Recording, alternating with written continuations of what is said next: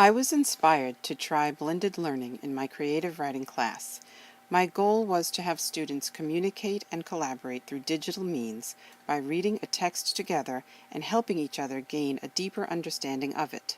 This mini-unit was part of a pre-writing activity in preparation for composing an original piece of the same genre.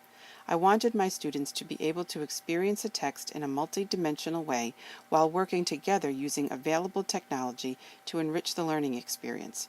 My hope was that students would take ownership of the learning process, approach the task with a sense of individual creativity, build relationships in their small groups, and master the concepts of the writing unit. Most of the time, my classroom is set up in a circle with students using the available desktops and laptops as learning tools. This year, I am fortunate to also have access to a class set of iPads that I share with my colleagues in the English department. In the past, I have taught literature circles as a pen and paper activity and decided that with a bit of modification, I might be able to transform it into an effective blended learning unit.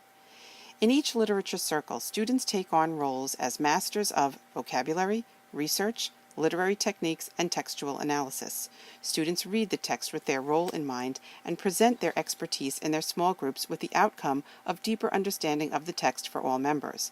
I was able to deepen this learning experience by providing the students with iPads that enabled them to use various applications and internet resources to conduct more in-depth research and create more dynamic presentations of their materials in less time than it took when I did this as a pen and paper activity. The vocabulary masters were able to transform index flashcards to multimedia slideshows in which the word, its definition, an image, and the student's recorded voice reading the word used in context were combined to present a more complete definition of new words from the literature.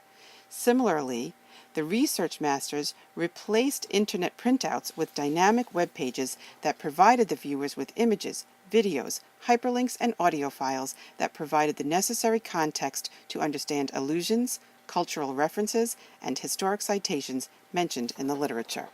This blended learning activity was very successful. Students were able to work at their own pace, produce content that was instructive and individualized, and they practiced a number of skills necessary for quality group work.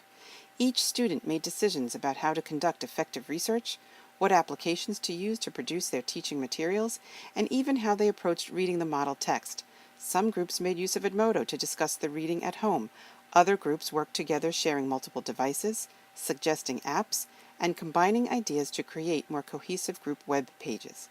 And I had time to work with smaller subgroups to help them understand the finer points of their chosen text, as well as the requirements of their particular role in the literature circle. My students provided very positive feedback about this activity. They only wished they had more time to perfect their group web pages. In the future, I plan to try more of the strategies of blended learning, in particular playlists and stations, so that I may have more opportunities to meet with small groups of students and increase their individual levels of mastery.